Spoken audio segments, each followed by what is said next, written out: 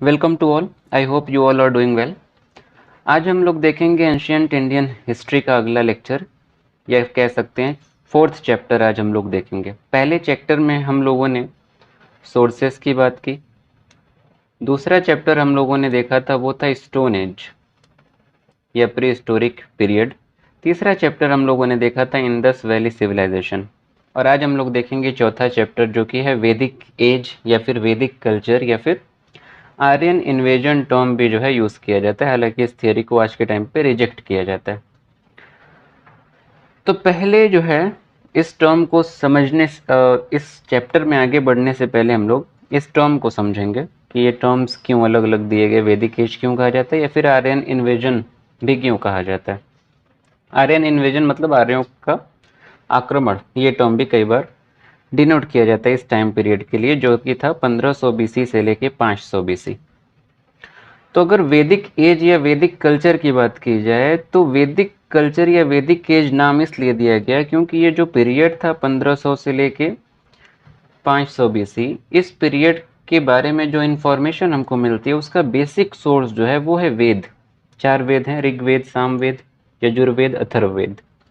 तो जो basic source है वो है वेद।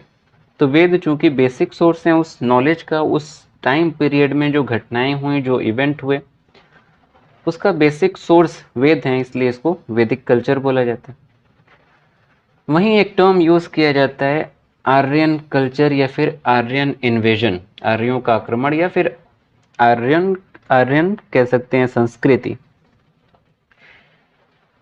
तो आर्यन कल्चर क्यों कहा जाता है? आर्यन जो वर्ड आया वो ऋग्वेद में भी मेंशन है और इसके अलावा जिंद अवेस्ता में मेंशन है। जिंद अवेस्ता जो है एक ईरानियन टेक्स्ट है जो कि 1400 बीसी के आसपास का है। इसके अलावा ओडिसी में भी मिलता है। ओडिसी जो है लिखा था होमर ने, ये ग्रीक टेक्स्ट है। इन तीनों में आर्य टर्म जो है देखने को मिलता है। अब आर्य टर्म का मतलब क्या है, इसकी ओरिजिन कहाँ से हुई, इसको लेके भी कॉन्फ्लिक्ट है। कई सारी पॉसिबिलिटी हैं कि आर्यन जो टर्म आया या आर्य जो टर्म आया वो कहाँ से आया, कैसे आया। एक तो आता है कि आर्य जो वर्ड आया वो आया अर से। अर का मतलब है एग्रीकल्चर। एक ये जो है प्रीमाइस है, एक ये मान्यता है, माना जाता है। दूसरा एक टर्म आता है आर्य। आर्य का मतलब होता है वाइज या फिर नोबल, समझदार कह सकते हैं। कुछ लोग ये सोर्स मानते हैं। और तीसरा जो टर्म दिया जाता है वो है अरी।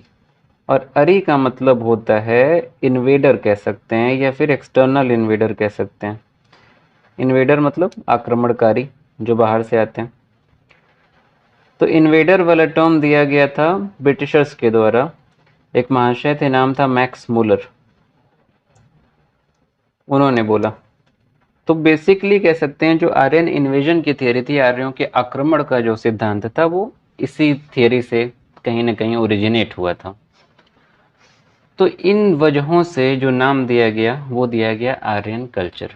अब रही बात ये कि इन्वेडर कितने थे नहीं थे वो एक अलग बात है, हालांकि इस थियरी को रिजेक्ट किया जाता है। मैक्स मूलर ने यह साबित करने की कोशिश की और जो भी कम्युनिस्ट हिस्टोरियन है उनके अकॉर्डिंग ये बात है। तो हम ये नहीं जाएंगे कि कौन सही है कौन गलत है, वो उनका इशू है। मेरा काम है यहाँ पे दोनों बातें रखना।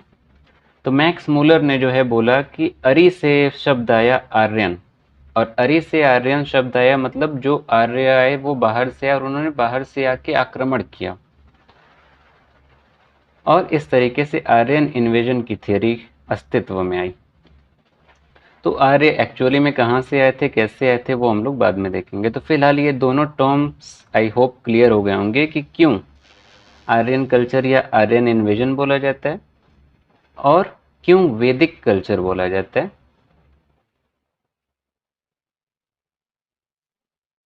अगर वैदिक कल्चर की बात हुई है तो वेदों के बारे में थोड़ा जानना पड़ेगा, क्योंकि बेसिकली जो वैदिक कल्चर है वो दो पार्ट में डिवाइडेड है। एक तो टाइम पीरियड है वो है अर्ली वैदिक पीरियड से रिलेटेड है, जैसे कि ये है। और ये टाइम पीरियड है 1500 से लेके 1000 BC और ये वाला है 1000 से लेके 500 BC, लेटर वैदिक पीरियड। तो वैदिक कल्चर को दो पार्ट में डिवाइड किया गया, पहला 1500 से 1000 और दूसरा 1000 से 5000 और 500 BC। ये 500 BC तक दूसरा पीरियड है। तो पहला जो पीरियड है अर्ली वैदिक पीरियड है, उसका बेसिक जो सोर्स है वो ऋग्वेद है, इसीलिए इसको ऋग्वैदिक पीरियड भी कहा जाता है। और लेटर वैदिक पीरियड जो है इसका बेसिक जो सोर्स है वो बाकी 3 वेद हैं, जिसमें सामवेद, यजुर्वेद और अथर्ववेद आते हैं। तो इसलिए वेदों को थोड़ा सा एक ऊपर सा हमको ओवरव्यू लेना ज़रूरी है। तो अगर हिंदू लिटरेचर या हिंदू स्क्रिप्चर्स की बात की जाए तो दो टर्म्स आते हैं, एक आता है श्रुति और एक आता है स्मृति। श्रुति उसको बोलते हैं जब कह सकते हैं कि डिवाइन रिवेलेशंस के साथ चीज़ें लिखी जाएं, जैसे कि वेद है, इसको बोला जाता है अपौरुषेय, यानी कि जिसका कोई रचयिता नहीं है।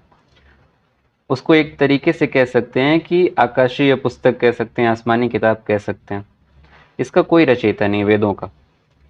और इस जिसका कोई रचयिता ना हो, जिसका कोई लिखने वाला ना हो, जिसका कह सकते हैं कि जो सोर्स होता है नॉलेज का,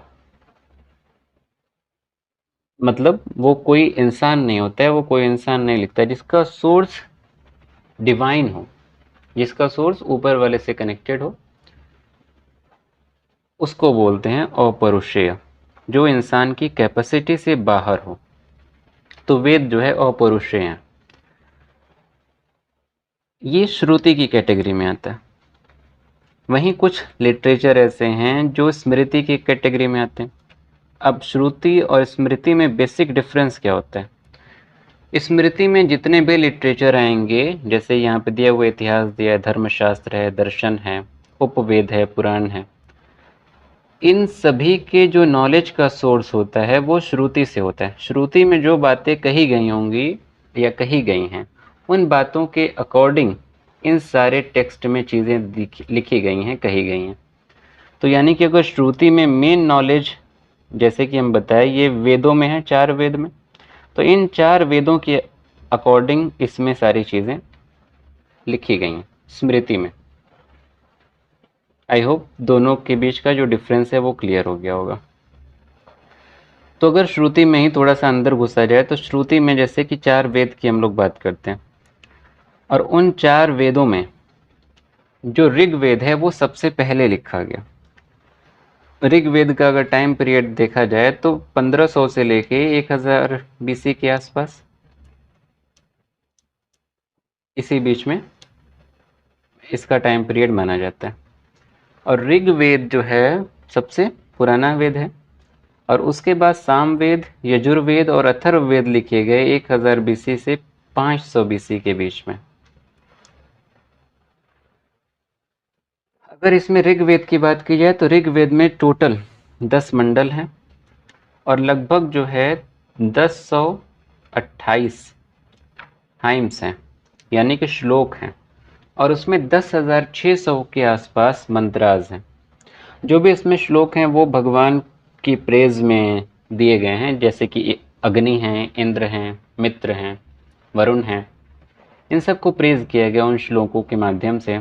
इसके अलावा इसके 10 मंडल की अगर बात की जाए तो टोटल 10 मंडल हैं इसमें, लेकिन पहला और 10वां मंडल जो है वो लेटर वैदिक पीरियड में कंपाइल किया गया, यानी कि 1000 से 500 BC के बीच में। बाकी दूसरा, तीसरा या 2 से लेके 9 मंडल जो हैं वो 1500 से 1000 BC के बीच में कंपाइल किए गए थे। और इसी 10वें मंडल के पुरुष सूक्त में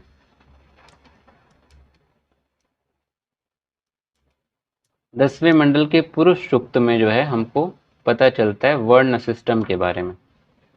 और इस वर्ण सिस्टम के अकॉर्डिंग जो है 4 वर्ण हैं, ब्राह्मण, क्षत्रिय, वैश्य और शूद्र। तो इसका जिक्र हमको मिलता है पुरुष सूक्त में। इसके अलावा ऋग्वेद में एक्चुअली है क्या, तो उसके फंक्शंस के अकॉर्डिंग देखा जाए तो 3 ग्रुप, या उसमें जो बातें कही गई हैं उसके अकॉर्डिंग 3 ग्रुप यहाँ पे हैं। पहला जो ग्रुप है या पहली जो कैटेगरी है वो भगवानों से डील करती है, जो डेटीज़ हैं, अग्नि हैं, इंद्र हैं, वरुण हैं, इन सब से रिलेटेड है। सेकेंड जो ग्रुप है वो फिलोसफिकल जो थॉट्स हैं, फिलोसफिकल स्पेक्यूलेशंस जो हैं, जैसे कि इस ब्रह्मांड का कह सकते हैं कि अस्तित्व कैसे हुआ, ओरिजिन ऑफ यूनिवर्स, या फिर मानव की कह सकते हैं कि प्रकृति, ह्यूमन नेचर, इन सब चीज़ों के बारे में जिक्र है। और तीसरा जो ग्रुप है उसमें सेक्युलर चीज़ें हैं, जैसे कि शादी हो गई, कुछ राजाओं के बीच युद्ध हुए, जैसे कि वॉर ऑफ 10 किंग्स है, दशार्जुन युद्ध है। इन सब चीज़ों के बारे में तीसरे ग्रुप में देखने को मिलता है। इसके साथ साथ गायत्री मंत्र जो है वो भी जो है ऋग्वेद में ही दिया गया। तो ये था ऋग्वेद के बारे में। वहीं जो बाकी तीन वेद हैं, जैसे कि सामवेद, यजुर्वेद और अथर्ववेद, हालांकि वो लेटर वैदिक का पार्ट है, बट ओवरऑल अगर थोड़ा सा इंफॉर्मेशन दी जाए सामवेद के बारे में, एक हल्का सा ओवरव्यू, तो सामवेद जो है चारों वेदों में सबसे छोटा है और इसमें बहुत सारे जो वर्सेस हैं वो ऋग्वेद संहिता से लिए गए हैं। और ये बेसिकली डील करता है जो रिचुअल वगैरह होते हैं उससे डील करता है, और इसमें ये कह सकते हैं कि सॉन्ग्स, मेलोडीज से डील करता है, मंत्र जो गाए जाते हैं, पढ़े जाते हैं सेरेमनीज़ में, जो भी रिचुअल्स होते हैं उसमें, उससे ये डील करता है। और चूँकि मेलोडीज़ का, म्यूज़िक का इसमें रोल है, इसीलिए इंडियन जो म्यूज़िक है उसकी हिस्ट्री या उसका ओरिजिन कहीं ना कहीं सामवेद से हमको देखने को मिलता है। इसके अलावा तीसरा जो वेद, यजुर्वेद, यजुर्वेद एक ऐसा वेद है जो कि पोएटिक और प्रोज दोनों फॉर्म में, यानी कि गद्य और पद्य दोनों में है। और इसमें जो है रूल्स वगैरह हैं, जो सेक्रीफाइस के टाइम पे रूल्स ऑब्जर्व किए जाते हैं उसके बारे में चीज़ें हैं। इसके साथ साथ यजुर्वेद में खास बात यह है कि इसमें अर्लीस्ट एविडेंस मिलता है आयन का, यानी कि लोहे के इस्तेमाल का अर्लीस्ट लिटरेरी एविडेंस मिलता है, यानी कि लिखा हुआ एविडेंस मिलता है। दूसरी चीज़ यजुर्वेद के बारे में है कि इसको दो पार्ट में डिवाइड किया गया, दो कैटेगरीज इसमें है। एक तो बोलते हैं वाइट यजुर्वेद, जिसको बोलते हैं शुक्ल यजुर्वेद या फिर वाजस्नेयी बोलते हैं। इसके अलावा एक है ब्लैक यजुर्वेद, जिसको बोलते हैं कृष्ण यजुर्वेद। कृष्ण यजुर्वेद जो है प्रोज में है, यानी कि गद्य, और शुक्ल यजुर्वेद जो है पोएटिक है, यानी कि पद्य में। इसके अलावा तीसरा है अथर्ववेद। अथर्ववेद बेसिकली डायरेक्शन और मंत्रास को डिनोट करता है, और इसमें बेसिकली जो है कह सकते हैं कि हार्डशिप के बारे में, एविल चीज़ जो थिंग्स है उसके बारे में, इसके साथ साथ फिलोसफिकल थॉट्स के बारे में चीज़ें इसमें कही गई हैं, और ये ऋषि अथर्व के द्वारा लिखा गया था। और इसमें लगभग 750 हाइम्स हैं, यानी कि 750 जो है श्लोक हैं। इसके अलावा लगभग 5987 5987 मंत्रास हैं इसमें, और 20 कांड हैं, यानी कि 20 बुक्स हैं इसमें। और अथर्ववेद के बारे में, जैसे कि सामवेद में इंडियन म्यूजिक की ओरिजिन ट्रेस की जा सकती है, वैसे ही अथर्ववेद में आयुर्वेदा की ओरिजिन ट्रेस की जा सकती है। अर्लीस्ट जो मेडिसिन के बारे में लिटरेरी एविडेंस मिलते हैं वो अथर्ववेद से मिलते हैं, और इसी अथर्ववेद से हम लोग कह सकते हैं कि जो इंडियन मेडिसिन है, जो कि आयुर्वेद, उसका ओरिजिन यहाँ से ट्रेस होता है। और दूसरी बात अथर्ववेद के बारे में खास बात यह है कि अथर्ववेद एक ऐसा वेद है जिसमें सांसारिक और आध्यात्मिक ज्ञान, worldly and spiritual knowledge both are written, और आई कैन से कंटेंट। तो ये था ओवरऑल 4 वेदों के बारे में। अब दूसरी चीज़ एक इम्पॉर्टेंट ये है कि इन चारों वेदों को मिला के अलग अलग जो है कह सकते हैं कि चीज़ें क्रिएट की गई, जैसे कि कह सकते हैं अलग अलग टेक्स्ट क्रिएट किए गए। जैसे इन चारों वेदों को ऑर्गेनाइज किया गया और 4 नए टेक्स्ट बनाए गए। जैसे कि एक तो आता है संहिता, जैसे बोलते हैं ऋग्वेद संहिता, उसमें किया गया जो भी श्लोक हैं, वर्सेज हैं उन चारों वेदों के, उसको मिला के उनकी संहिता बनाई गई। दूसरा आता है ब्राह्मणाज, और तीसरा आता है अरण्यकाज, और चौथा आता है उपनिषद। उपनिषद यानी कि वेदांत, और वेदांत यानी कि वेदों का अंत। अगर तीनों चारों के बारे में थोड़ा थोड़ा नॉलेज ली जाए, जैसा कि संहिता में बताया, सारे वेदों में से थोड़ा चीज़ें ली गई, वर्सेस लिए गए। ब्राह्मणास के बारे में अगर बताया जाए तो ब्राह्मणास जो है, they are commentaries on Vedas, वेदों पे ये कॉमेंट्री है।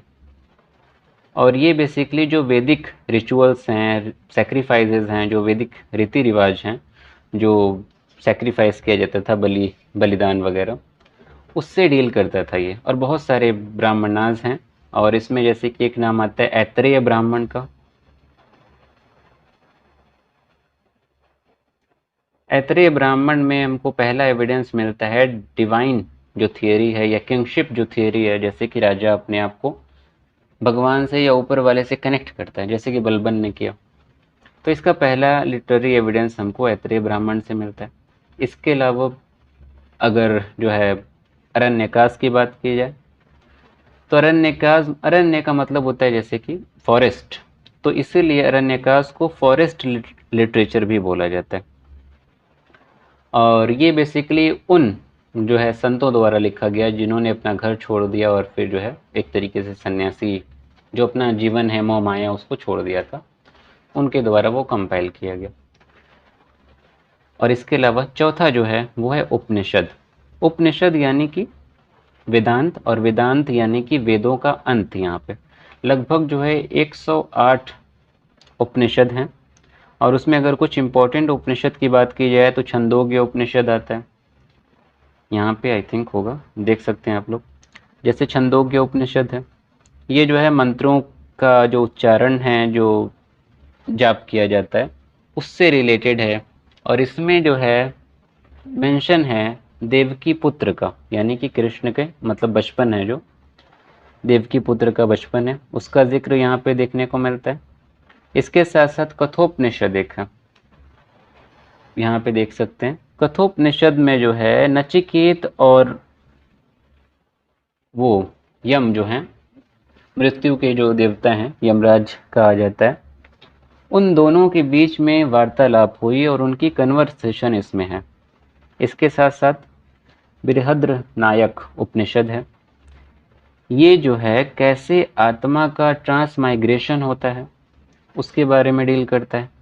और इसी में गार्गी और यज्ञवल्का के बारे में कन्वर्सेशन की बात की गई है। और इसी बृहद्रथ उपनिषद से रिलेटेड एक पोएम लिखी गई थी टी.एस. एलियट के द्वारा, जिसका नाम था द वेस्ट लैंड।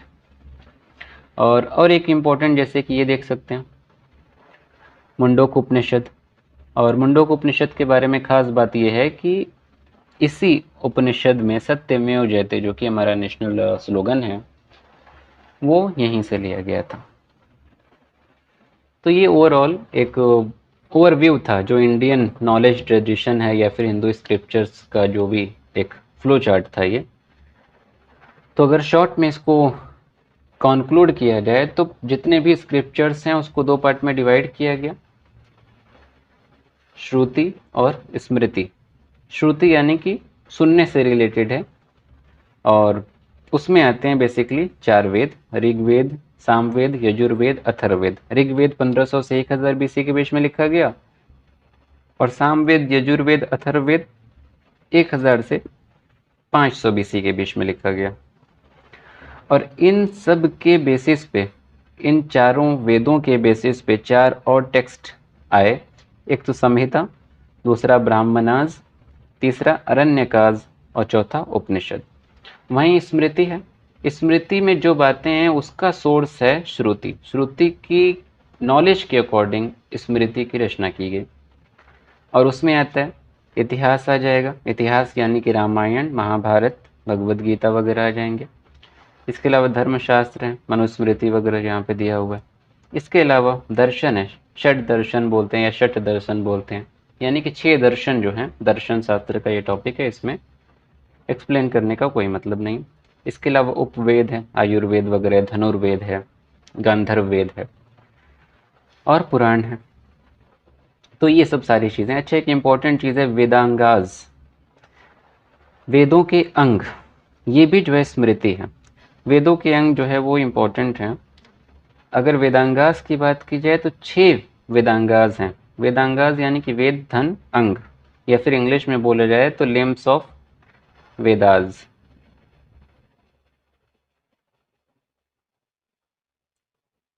ये भी जो है स्मृति हैं। अगर 6 अंगों की बात की जाए, वेदों के 6 अंग की बात की जाए, तो उसमें पहला जो है वो है शिक्षा। अगर आप चाहें तो नोट कर सकते हैं।